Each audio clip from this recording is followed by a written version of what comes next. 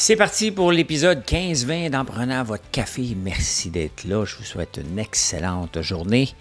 Je vais vous parler de Boileau. Tiens, notre... Tu sais pas qui je suis. On sait qui t'es maintenant. T'es pas là. L'intelligence artificielle, est-ce qu'on va l'utiliser au gouvernement? Et les femmes, est-ce qu'ils utilisent l'intelligence artificielle? Qu'est-ce qu'il y a? Il n'y a pas de courrier en Montérégie. Oui, je vais vous parler de ça. Ville de Montréal qui doit trouver 228 millions. Royalement, un an plus tard. Les états financiers des centrales syndicales. Tiens. Hein? American Eagle, ça va bien avec Sydney Sweeney.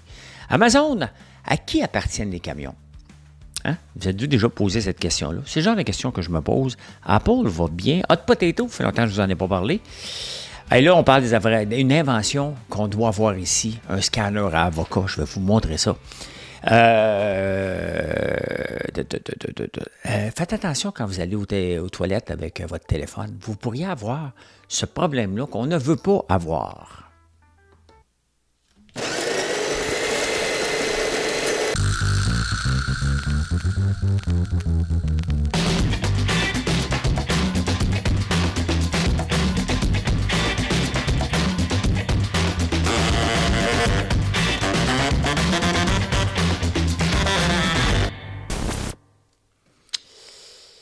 Ah, le docteur Boileau, hein? Tu sais pas qui je suis? Ben, il est parti. Il a démissionné. Moi, là, à un moment donné, je commence à être tanné qu'on nous prenne pour une gang d'imbéciles. Il n'a pas démissionné, on lui a dit de partir. Ça semble évident. À un moment donné, on peut-tu juste dire la vérité? Il a l'air d'un moron, puis il n'y avait pas la légitimité. Le problème, on dirait avec les gens de la santé publique, là, puis partez pas sur la COVID. J'aime pas discuter de la COVID, puis que c'était la grande fraude. Allez pas là, moi, vous bloquez. Ça me tente pas, là. Passons à autre chose. On dirait que les directeurs de santé publique, ils se prennent pour des superstars. Il y a eu Arruda, qui est parti. Après ça, il y a Boileau. Là, j'espère que la nouvelle, j'oublie son nom, là, va être meilleure, va faire sa job et ne cherche pas à devenir une vedette. C'est ça qui est le danger. Pas le danger, c'est ça le problème en ce moment. T'sais? Ils veulent devenir des vedettes, puis ils se pensent pour des vedettes. C'était un petit aparté. Avant de commencer, l'intelligence artificielle, pensez-vous que ça va arriver au gouvernement?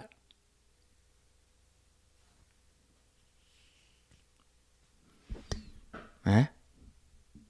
Il a l'air de quoi avec mes lunettes sur le bout du nez? Si les gens ne voient pas, je me suis mis les lunettes sur le bout du nez. Comme un petit vieux. Pensez-vous que le gouvernement va utiliser l'intelligence artificielle?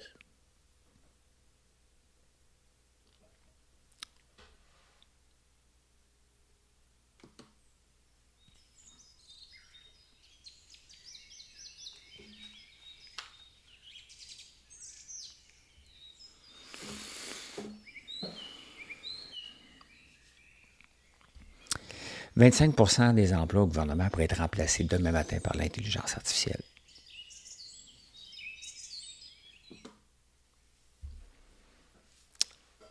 On ne le fera pas. Mais non, il ne faut pas avoir des coupures. Les femmes, il y a un sondage, pas un sondage, whatever, qui utilise ChatGPT. 42% des femmes utilisent ChatGPT versus 58% des hommes. L'utilisation, c'est comme ça. Et pourquoi? Les femmes ont peur de dire qu'ils utilisent ChatGPT parce qu'ils ont peur de se faire passer pour des incompétentes. Les hommes s'en balancent, eux autres. Moi, je m'en balance. Je suis fier de dire que j'utilise l'intelligence artificielle. Le développement de mes produits, là, c'est Claude.ai, ChatGPT, DeepSeek, Meta, Gemini. Je les utilise toutes. Je veux comprendre. Grok, il y en a beaucoup, là. Il faut utiliser ça. Ces gens-là ont... Ben, pas ces gens-là. Voyons, coudonc, tabarnak, j'ai pris pour mon ami. Toutes ces intelligences-là, ces gens-là. Tout supposé être des PhD. Fait que je les utilise. Pourquoi vous pensez qu'on fait des beaux produits et vous les aimez? Ça vient de là. Notre nouveau roller à billes qui est... Honnêtement, on n'a jamais prévu des centaines de commandes comme ça, là. Des centaines et des centaines, là, ça explose complètement. Bien, la formulation a été faite avec ChatGPT pour aider la concentration. Ça reste un outil. C'est pas un médicament, là. Pensez pas que ça va régler tout. C'est un outil dans une panoplie d'outils qui aident. On n'a pas prévu ça. Pas tout. Mais c'est l'intelligence artificielle qui nous a aidés pour ça. Ma compagnie est complètement différente grâce à l'utilisation des réseaux sociaux et l'utilisation d'intelligence artificielle. Il faut servir d'exemple de compagnie comme la mienne. Je ne suis pas narcissique, là. Il y en a d'autres. Mais il faut s'en servir.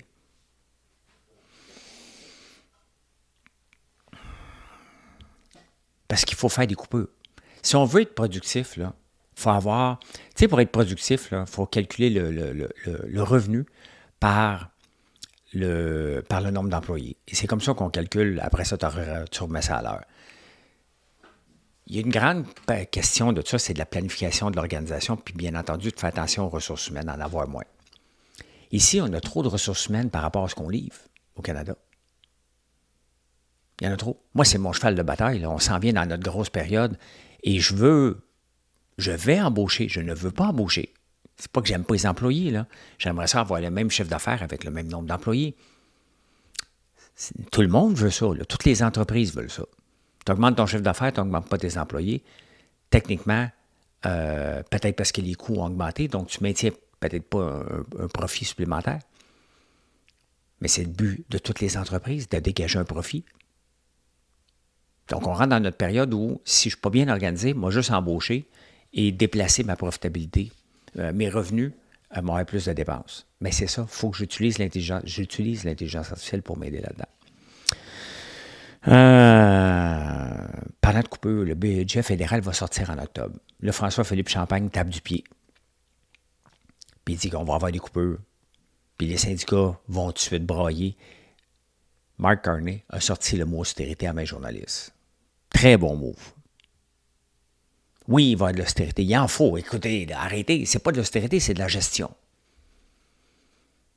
Faut accepter. Là, on le voit qu'il dépense sans compter. Là. J'ai hâte de voir qu'est-ce qu'il va faire. Là. Il va avoir un budget, un déficit monstre. Mais il sort le mot austérité. Il faut faire des coupures. Il faut mieux gérer. L'intelligence artificielle va faire partie de cet arsenal-là. Mais ça va être refusé par les syndicats. Comme d'habitude. Les syndicats, ils pensent qu'ils gèrent. Puis on les laisse gérer. Tu sais, à un moment donné, il faut falloir les mettre au pas et dire, regarde, calme-toi, là. Si on n'est pas là, tu n'existes pas. Comme une sangsue, là, pognée après ta jambe, là. Elle a besoin du sang pour vivre. Donc, elle a besoin de quelqu'un d'autre. C'est un peu ça, les syndicats qui disent non à tout, là. L'art et spectacle dans les journaux. Est-ce que vous trouvez, bien, je ne sais pas si vous lisez les journaux ou vous m'écoutez juste moi, là. Si vous m'écoutez juste moi, bien, merci beaucoup. Donc, je vais vous dire ce qui se passe dans les journaux. Êtes-vous abonné? Je sais que je suis fatiguant, mais moi, on dit que j'aimerais ça un jour monter à 100 000 abonnés. C'est impossible. Ça n'arrivera jamais, là. Mais si chaque personne qui vient m'écouter s'abonne à moi, si vous venez m'écouter, faites juste le faire. À un moment donné, c'est parce que ça devient exponentiel. Il y en a de plus en plus. Et YouTube dit, « Hey, regarde, c'est intéressant, donc je vais te présenter à quelqu'un d'autre, Donc, c'est ça. C'est ça. L'art et spectacle dans les journaux. Il y en a tellement dans la presse puis dans le Journal de Montréal, comme si Stat intéressait tout le monde. Mais peut-être que ça vous intéresse beaucoup, Stat, là. Mais on fait encore, tu sais, puis c'est ça, les journaux, il faut qu'ils s'adaptent, là. On fait encore comme si tout le monde s'assoyait à 7 heures le soir devant la télévision en famille. C'est fini, ce temps-là. Mais on garde le même budget d'art et spectacle. Je ne sais pas qui lit ça tout le temps, là. Toutes les panoplies, puis le festival de Cannes, puis le festival de ci, puis le festival du film de patente. Hey, on va de moins en moins au cinéma en plus. Ah, pas grave, mais tu sais, quand tu viens broyer que tu n'as pas d'argent, que tes journaux ne sont pas rendables, regarde l'offre que tu nous fais, là. Je ne dis pas de ne pas le faire, mais il y en a à tabarnouche.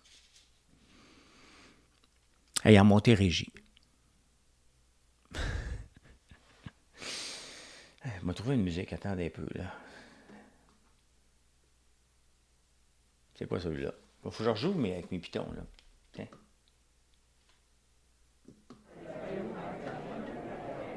Je sais pas si vous m'entendez, mais on va parler comme dans un restaurant. Tu sais, dans les restaurants, des fois, tu n'entends pas la conversation à côté. Je sais que ça vous énerve en ce moment, ce que je fais avec le son, mais laissez-moi m'amuser un peu. En Montérégie, il n'y a pas de courrier depuis 2 semaines. Et pourquoi? Parce que la factrice est malade. Donc, elle ne livre pas le courrier depuis 2 semaines. Là, vous êtes comme dans un restaurant, vous entendez une conversation de quelqu'un qui parle fort. Et ben, le syndicat ne veut pas, il fait le zèle, et il ne peut pas avoir quelqu'un de remplacement. Hey, il y a du courrier à livrer. Depuis quand que l'employeur ne peut pas remplacer quelqu'un qui est malade? Depuis quand que c'est le syndicat? Vous voyez comment notre société est malade? Le Poste Canada dit, ouais, peut-être qu'on pourrait trouver une solution pour le faire passer 2 fois par semaine. Hey!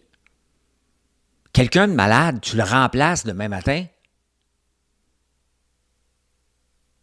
On s'entend, là? Là, on va mettre ça au clair, puis soyez pas fâchés, les facteurs et les factrices, là.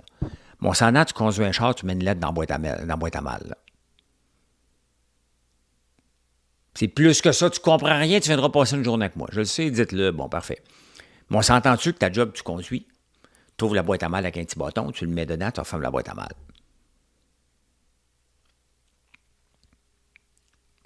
On peut-tu remplacer ça facilement? Viens passer une journée, tu ne sais pas ce que c'est. Hey, je m'en calisse, tiens. Les livreurs de pamphlets, là, sont capables d'ouvrir une boîte à mal, là. Arrêtez, là. Sincèrement, ne pas livrer le courrier parce qu'il y a quelqu'un, puis on laisse faire le syndicat, là. On peut bien être dans la marde royale avec nos sociétés d'État, puis dès qu'il y a un syndicat dans l'entreprise, on peut bien avoir le pire taux de productivité en Amérique du Nord. Sincèrement, c'est de l'enculage de mouche puis du niaisage en tabarnouche, là. Des fois, je me fâche. Il était une fois des gens heureux. C'était parmi les plus silencieux. Allez, voici un graphique que je vais vous montrer. Les US farmers are under pressure. Under pressure. En 1850, il y avait à peu près 1,5 million de fermes aux États-Unis. En 1935, c'est monté à 6,8 millions. La moyenne d'acres par ferme, quand même, en 1935, aux États-Unis, 155.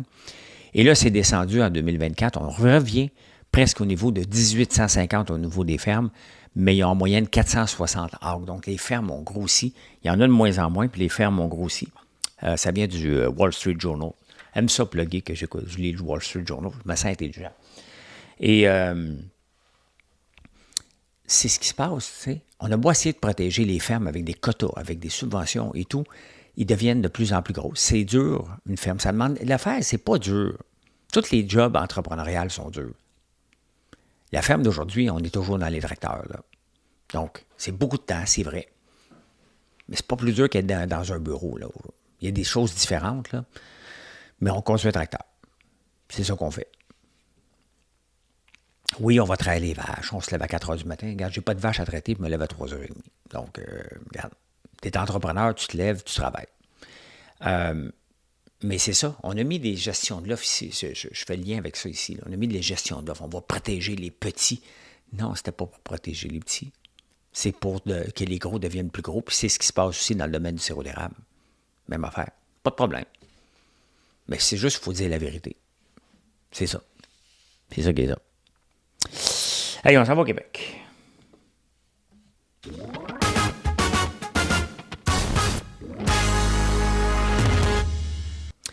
Au Québec, vos cotisations syndicales. Est-ce que vous vous demandez, ça sert à quoi? Hein? Il y a un syndicat qui a acheté des camions à 80 000 pour ses employés de bureau. Des pick-up. Ils ne vont jamais sur les chantiers, mais ils ont des pick-up fournis. Il y a défendre la loi 21. Hein? Il y a la foi qui sont à la Dubaï. Les centrales syndicales n'ont pas à présenter leur état financier. Vérifiez selon les normes comptables. Vous payez pour avoir un service. Votre service, là, lorsque vous êtes syndiqué, je suis syndiqué avec l'UDA, l'UPA. Donc, c'est une protection. Ils sont supposés nous protéger à tout prix. Comme Mario Pelcha, là, il paye sa cotisation au UPA. Est-ce que l'UPA l'aide dans la CPTAQ? Non. Est-ce qu'il l'assiste? Non. Est-ce qu'il le conseille? Non plus. Ils ont dit, garde, on n'est pas là pour toi. Nous, ce qui nous intéresse, c'est les vaches. Des vaches, ça nous intéresse. Ça intéresse l'UPA, les vaches. L'UDA, bien, je suis membre de l'UDA. Je vais me demander qu'est-ce qu'ils font avec mes cotisations. Ils me protègent. C'est bon. Le ministre Boulet veut changer cette... Puis en plus de ça, il faut que ça change. Là. Vous devez avoir accès aux états financiers de ceux qui vous protègent. Là. C'est votre compagnie. C'est comme une coop, un syndicat. Là. Tu payes ta cotisation. Tu as un droit de vote. Tu devrais avoir le droit de voir où sont les dépenses puis les questionner. Et remettre en question, nous, on ne t'a pas demandé d'aller à Dubaï nous protéger contre le climat. Là. Nos membres nous ont demandé, hey, arrête. T'es trip. Il faut remettre les syndicats à leur place. Tu es là pour protéger les employés. Parfait. Tu n'es pas là pour gérer l'entreprise et tu vas être transparent avec tes états financiers. Tant que les syndicats ne feront pas ça, n'est pas me dire que le syndicat, c'est la meilleure invention du monde. Là. Regardez, avant-hier, j'ai vu un autobus, la STM, bloqué. Là, tout le monde il vient me défendre. Il n'y a pas le droit, de reculer, mais il n'y avait pas le droit de reculer, il avait juste à pas avancer dans la rue. Il a bloqué le trafic pendant au moins 1 heure. Le temps que le camion fasse sa livraison. Là. Puis il y avait une grosse livraison d'un dépanneur. Il a sorti son petit forklift. Là. André Laforêt, au moment où j'enregistre, elle n'a pas encore démissionné de son poste de ministre des Affaires étrangères. Ça doit être fait en ce moment, ou ça va être fait. Elle veut se présenter mairesse du Saguenay. Tu sais, là, on voit que les gens de la CAQ commencent à lever le pied. Là. Il y a quelque chose d'indécent pareil. La meilleure chose que les gens du Saguenay pourraient faire, c'est de ne pas l'élire. Elle sait que la CAQ s'en va à zéro. C'est dans 1 an les élections. Et elle part là.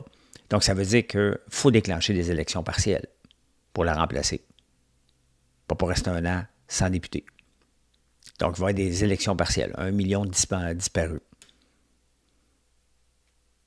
Il y a quelque chose d'indécent. Je comprends que chacun a le droit à sa carrière. On a tout le droit de démissionner. Mais on ne travaille pas pour le public. On n'a pas été voté. Il n'y a personne qui nous a voté pour avoir notre job. C'est là la différence qui me dérange un peu. Les opportunistes. Je comprends, là. Elle va perdre, elle va tout perdre. Elle dit, tout se mettre partir tout de suite et passer être mairesse. De toute façon, je vais perdre. Il y en a trop comme ça, un peu.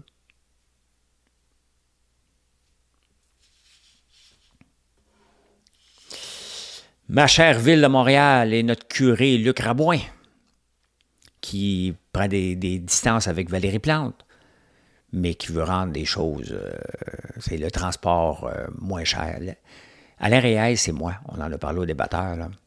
La seule solution pour les sociétés de transport, c'est la gratuité, point final. Comment on va financer ça? Là? En congédiant la moitié du staff. Arrêtons de faire des règles qui n'ont pas de bon sens. La gratuité pour ci, gratuité pour ça, moins cher pour ça.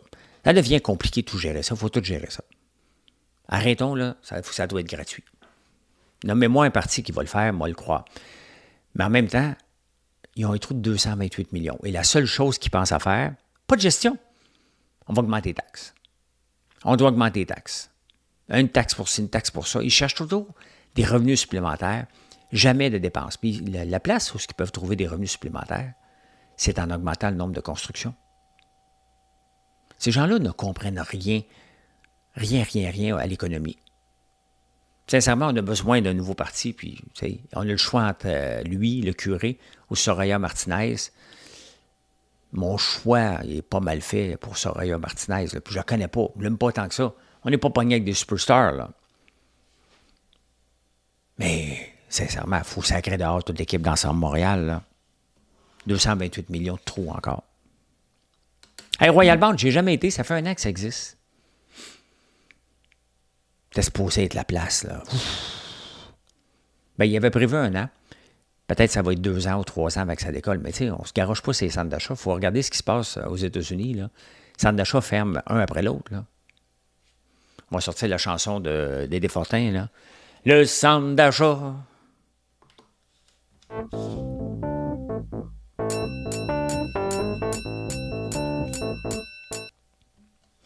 Hey, j'ai des petites nouvelles sur des titres qu'on suit un peu. On va aller voir ça. Qu'on parle. Ben, j'en parle. Donc, si vous êtes là, vous en parlez avec moi. C'est comme ça.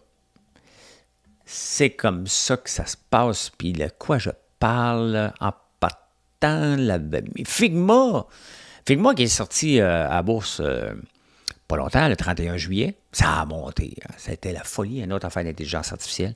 Et là, ils ont rapporté le résultat. C'était moins bon que prévu. Ben, il y a des revenus quand même. Petite surprise, mais les revenus un petit peu moins et ça descend. N'importe quel IPO, je ne comprends pas les gens qui achètent un IPO en pensant que ça va partir. Qui l'avait acheté à 140, je ne comprends pas. À moins qu'ils l'achètent pour le shorter, là. Mais c'est le même à chaque fois. Ben regardez une petite débarque là encore. Là. C'est à partir de 68 à 58.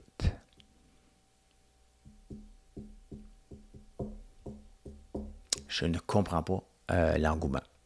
WLFI, tiens, le token de World Financial Whatever, là, de Trump, ben ça a sorti, pas longtemps, là. Ça a sorti le 1er septembre. Ça avait monté à 75 cents, 90 cents, à peu près une pièce de 31 cents. Et là, regardez, comme n'importe quoi. C'est un ICO, hein, Initial Coin Offering, au lieu d'être un IPO, Initial Public Offering. Et ben regardez, c'est rendu à 18 cents. C'est la même chose en crypto que dans le reste. L'engouement du départ, en pensant que ça va être de sky ou de limite, et ça dégringole tout le temps. Je ne sais même pas à quel prix qu'on devrait l'acheter parce que ça dégringole tout le temps. XRP ne fait rien, j'en ai pas encore. BTC non plus. Donc, ben oui, BTC, j'en ai du Bitcoin, mais on est à 110 000. Il ne s'en va pas vers le 13 millions, là. Pas encore. Ah, pendant que j'étais là, j'ai oublié de vous montrer American Eagle pour le suivre un peu parce que c'est toute une campagne publicitaire qu'ils ont faite avec Sydney Sweeney, puis ils ont dit elle s'en va pas nulle part. OK? Mais regardez le titre depuis que Sydney Sweeney est là, c'était 9 piastres. Ça en vaut 17 et 20 là. Quand même. Bon, il y a une fluctuation, mais ça a doublé. Presque doublé. Mais si on regarde quand même sur un an, il était quand même à 26. Il y a encore du chemin à faire, American Eagle. Il a dégringolé depuis un an. Je ne sais pas, il doit en avoir un à Montréal. J'imagine. Mais en tout cas, il faut souligner les bons coups marketing parce que c'est difficile de faire un bon coup marketing. Tu ne le sais jamais. Regardez cette semaine, nous autres, notre meilleur coup marketing. Presque, il y a le vinaigre balsamique, là. Mais notre applicateur Habille Focus, un texte écrit par Marilyn qui explique sa vie de mère avec Gaël, bien présenté, touche des gens, les ventes explosent. Littéralement, là, on est submergé. On a eu 3 jours cette semaine plus grands que nos journées de Noël, juste vous donner un indice. L'importance de, à un moment donné, d'en frapper un coup de circuit, toujours le fun. Donc, c'est pour ça que je suis American Eagle, parce qu'on veut tous frapper un coup de circuit dans le marketing. Comment qu'on le fait? Comment qu'on présente? Comment qu'on vous l'explique? Comment on fait pour vous avoir comme client? C'est toujours l'objectif. Donc, American Eagle a réussi un bon coup, mais c'est son pas ce qui était il y a un an non plus. Là, vous êtes-vous déjà posé comme question, les camions bleus d'Amazon, ça appartient à qui? Moi, c'est le genre de question que je me pose. J'ai eu la réponse. Ça n'appartient pas à Amazon. Il y a 2400 compagnies en Amérique du Nord qui louent des camions et qui relouent aux chauffeurs. Donc, le chauffeur qui te livre, il paye un loyer pour avoir le camion. Et quand ils remettent le camion à Amazon, si on veut, il faut qu'il soit dans un état parfait. Donc, Amazon aide les compagnies pour le financer. Le chauffeur l'utilise. Et là, quand il le remet, il faut qu'il le remette en bon état, pas tout démoli. Et là, il y a de la chicane par rapport à ça. Parce que tu le loues techniquement. Si tu le loues, bien, il y a de l'usure, puis c'est pas à toi de payer. Donc, Amazon est pris là-dedans en ce moment. Mais parce que au lieu d'avoir des tape-culs, il y a des tape-culs avec un télécom là, qui viennent, là. Mais Amazon, quand regardé cette nouvelle-là, a fait monter Amazon quand même pas pire. J'en ai du Amazon. Bien content. Mais year to date, fait quoi? Bon, il n'était pas au même niveau qu'avant. Il n'est pas à son top, là. D'ailleurs, demain, je vais ressortir un script pour calculer le nombre de titres qu'on a à leur top en ce moment, leur all-time high, parce que ça donne un bon indice de la santé de la bourse ou pas. Je vais vous calculer ça demain. J'ai un script pour ça. Amazon va bien. Apple aussi, j'ai parlé de de Google avec le fait que le gouvernement a dit, ben regarde, ils n'ont pas à se démanteler, puis toute l'antitrust, puis toutes les compagnies qui deviennent trop grosses. Hein? Donc, le gouvernement a dit, ben non, c'est correct. Apple, ben écoutez, il a augmenté de 3,4 presque 4 Pourquoi? Parce qu'Apple a un deal avec Google. Donc, Google, pour avoir le browser par défaut sur les téléphones, il paye 20 milliards par année à Apple. Et ce deal-là peut rester. Donc, Apple avait des chances de perdre des revenus. C'est pas le cas. Donc, ça augmente. Ça augmente.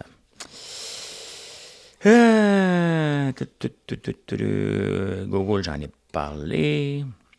Hey, Campbell, on ne l'appelle plus Campbell Soup, hein? Mais toute la bouffe, je vais retourner voir les graphiques, là.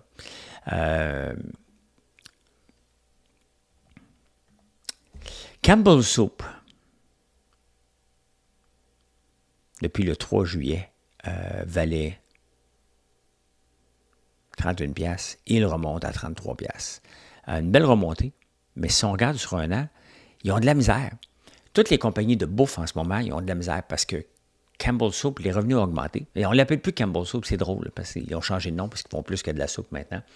Mais tout le canage, il faut mettre la bouffe en canage. Et le canage, le prix a explosé, des cannes.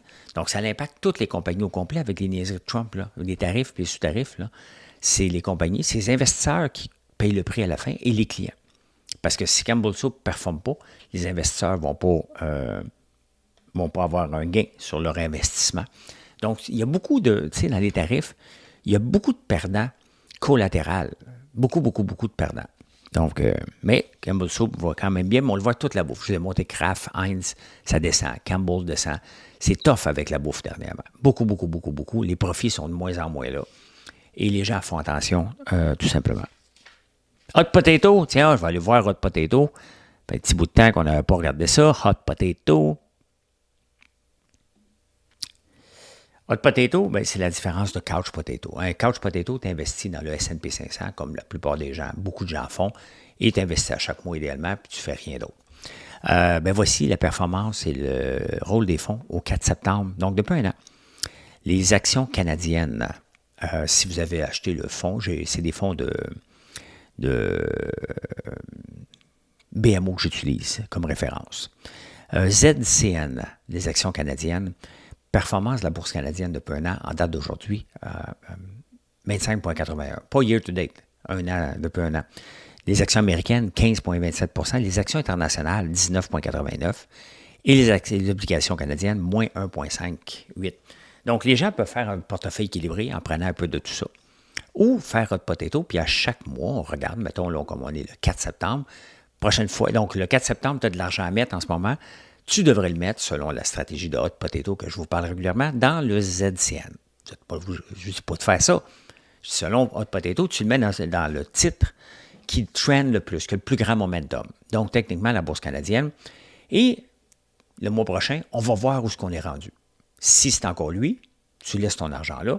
Si c'est un autre, tu déplaces ton argent au complet. Au complet, quand tu fais ça. Ce ne sont pas des conseils financiers, c'est une stratégie mathématique qui fait que tu suis le momentum au lieu d'essayer de trouver le plus bas. Parce que là, on pourrait dire, hey non, mais les obligations, ça a du bon sens.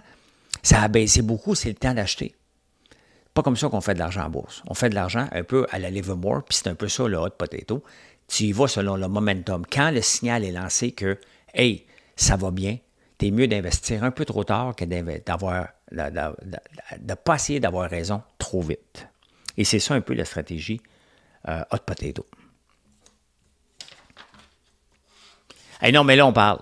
J'ai beaucoup de choses à vous montrer à l'écran, là, mais là, on parle en maudit. Je vous en parle dans la section finance parce que, sincèrement, qui n'a pas déjà eu le problème d'un avocat trop mûr? Ben, ça, on parle d'un vrai problème. Combien de fois qu'on achète un avocat, puis on arrive ici, pied noir, ben imaginez-vous qu'il y a un scanner à avocat maintenant, et qu'il dit, il est prêt à manger, ou tu vas attendre 3-4 jours, il te le dit combien de temps. Ça, là, tu me présentes ça au Dragon, puis j'investis tout de suite, là. Tout de suite, j'investis au Dragon là-dedans. Pas demain matin, pas après-demain. Tout de suite. Il est où le scanner? D'ailleurs, tout le monde les vente. C'est prouvé que les ventes augmentent. Donc, je me demande à quel moment qu'on va avoir ça ici, un scanner à avocat. Parce qu'honnêtement, c'est un problème sérieux. Là. Tu t'achètes ton avocat, tu n'as pour 10 jours à attendre au comptoir, puis tu l'oublies le 11e pied noir. Un peu comme les bananes, sauf que la banane, ta voix noircir, pas lui. Pas lui. Pensez que c'est dur d'être en affaires? Ben, regardez les chiffres en France, qui sont comparables à peu près partout dans le monde. Là. En 2018, de toutes les entreprises qui ont été lancées en 2018 en France, il n'en reste que 28 72 sont mortes, parties en faillite ou terminées. C'est ça l'entrepreneuriat. C'est difficile réussir. On a beau avoir un rêve, comment les gens vont embarquer dans notre rêve? C'est un gros problème. C'est difficile, c'est tough et c'est pas pour tout le monde. Donc, quand vous voyez, vous pensez, hey, il s'enrichit sur le dos des employés. Non, il a pris des risques en tabarnouche. Si les employés sont bien payés puis le boss est plein aux as, là, ça n'a pas rapport à tout. Pensez que 2 sur 3, même plus que ça, va tomber en dedans de 5 ans. Ça veut dire que la personne va avoir des dettes, va être brûlée mentalement. Il faut qu'il se retrouve un job après ça parce qu'il doit continuer à vivre. Donc, c'est beaucoup... c'est pas évident. C'est pas évident du tout. C'est le temps des récoltes. Soya, maïs aux États-Unis, puis ici, on est pas mal des producteurs de soya, maïs, canola. Et le soya, la Chine, elle boycotte pas juste... Ouais, ben de la misère. La Chine boycotte pas juste le canola canadien avec des tarifs. Ils boycottent aussi le soya maintenant américain. Et le Brésil en produit beaucoup, puis les récoltes vont être bonnes en ce moment. Donc, les fermiers, à cause de Trump, vont maintenant en arracher. Donc, les boissons, parce qu'on n'achète pas ici au Canada, en arrachent aux États-Unis. Là, ça va être le soya, les producteurs de soya qui vont en arracher. C'est ça, Trump. Il y a beaucoup de dommages. Ils se vendent qu'il y a eu 200 milliards grâce aux tarifs, mais il y a beaucoup de dommages collatéraux. Beaucoup.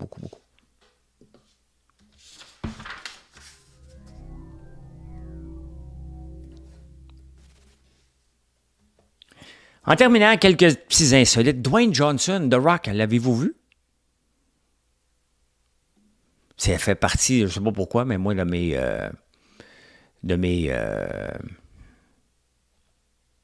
tout ce que je vois sur les internets. Dwayne Johnson, regardez, il est fit en tabarnouche, là. T'sais? Mais avant, il était gros en tabarnouche. Fait que là, il aurait changé pour un film et les gens pensent qu'il est malade. C'est dès qu'on maigrit un petit peu, là, les gens pensent tout de suite qu'on est malade. S'il est malade, il est en shape en tabarnouche. Il a dû souffrir en maudit pour descendre de ce poids-là. Là. Peu importe, là. À moins qu'avant, qu'il prenait des stéroïdes puis arrêté, je ne sais pas. Je ne le sais pas, mais il était gros pas mal. Je me demande à quel moment c'est normal d'être gros de même. Là. Allez, on passe 24 de moins de temps à socialiser et à communiquer. Donc, allez dans les 5 à 7, là, les jeudis, là. Combien d'entre vous, vous n'allez plus que vous y allez? 24 de moins. Moi, je ne vais presque plus. J'ai arrêté avant. Prendre un verre. Un 5 à 7. Allô, comment ça va? Ça va bien? Toi? Oui, good. Et de moins que 10 ans. Et c'est un gros problème pour plusieurs bars. Au Massachusetts, il essaie d'attirer des gens, mais Massachusetts, qui a inventé ce nom-là? Mais ils n'ont pas le droit de faire des happy hours, d'avoir 2 bières pour une. Parce qu'ils ne veulent pas que les gens se saoulent. Puis là, ils pensent peut-être l'enlever pour attirer du monde d'un bar. Et en terminant, il y a des États qui sont assez puritains. Hein? En terminant, est-ce que vous avez votre téléphone puis vous asseyez trop longtemps sur le bol parce que vous l'oubliez? Puis là, à un moment donné, tu as des picots dans les jambes. Sachez que si vous avez les hémorroïdes, c'est à cause de ça. Une augmentation fulgurante du nombre d'hémorroïdes parce que les gens passent trop de temps sur leur téléphone sur le bol de toilette. Maintenant qu'on a réglé tous les problèmes, je peux dire ceci. Mission accomplished. Merci d'être là. Passez une excellente journée.